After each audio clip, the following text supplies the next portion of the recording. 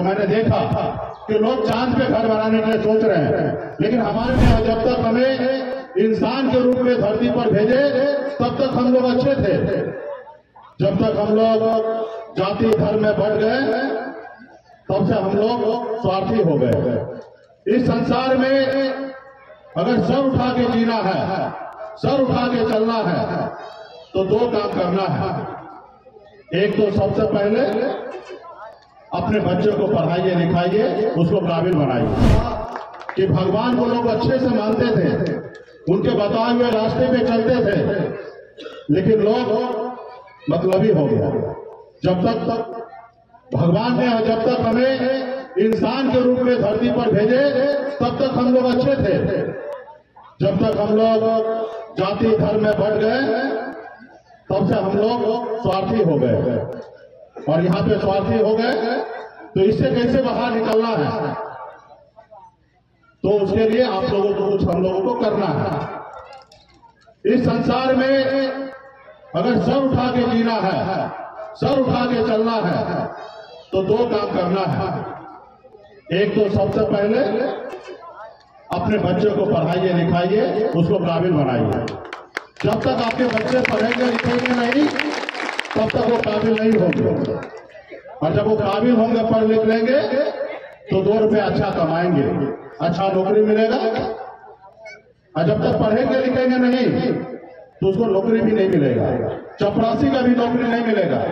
इसलिए बच्चे को पढ़ाइएगा लिखाइएगा तो काबिल होंगे, पढ़ेंगे, नौकरी करेंगे या अपने कारोबार को करेंगे। और जब कारोबार करेंगे तो 2 रुपया होगा, जब रुपया होगा तो अच्छे घर में खाना खाएंगे, अच्छे कपड़ा पहनेंगे, अच्छा घर बनाएंगे। आज आप लोग गरीबी को नजदीक से देख रहे हैं। मैं खुद एक गरीबी को नजदीक से देखा। पिताजी मछली मारते थे, दादाजी मछली मारते थे, ऐसे घर में मेरा जन्म हुआ। 900 रुपये महीने पे मैं नौकरी मुंबई में करता था, और वहां से आकर मैं यहाँ पर आप लोगों के हक अधिकार के लिए मैं काम कर रहा हूँ। तो गरीबी क्या है मुझे पता है, क्योंकि मैं भी एक गरीब परिवार से हूँ और मुझे पता है कि गरीबी क्या है। तो गरीबी से निकलने के लिए बच्चे को पढ़ाइए लिखाइए, काबिल बनाइए, और जब पैसा कमाएंगे तो आगे बढ़ेंगे, घर होगा, गाड़ी होगा, बेहतर जिंदगी जिएंगे। और जब तक पैसा नहीं होगा तो कुछ नहीं हो पाएगा। इसलिए काफी माता बहन यहाँ उपस्थित है, एक रोटी कम खाइए लेकिन बच्चे को पढ़ाइए। दूसरा अपने अधिकार के लिए जागरूक होइए।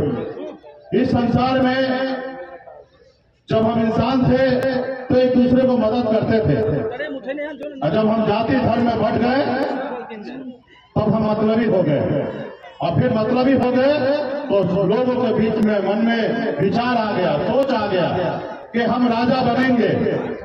तो भैया आप राजा बनो, हमारा शुभकामना है कि आप राजा बनो, लेकिन आपके मन में ये क्यों है कि ये व्यक्ति गुलाम हमारा रहे।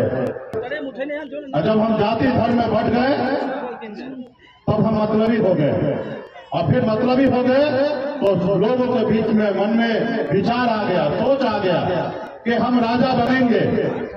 तो भैया आप राजा बनो, हमारा शुभकामना है कि आप राजा बनो, लेकिन आपके मन में ये क्यों है कि ये व्यक्ति गुलाम हमारा रहे। आप राजा बनो, लेकिन कुछ लोगों को आप गुलाम बना कर रखना चाहते हो।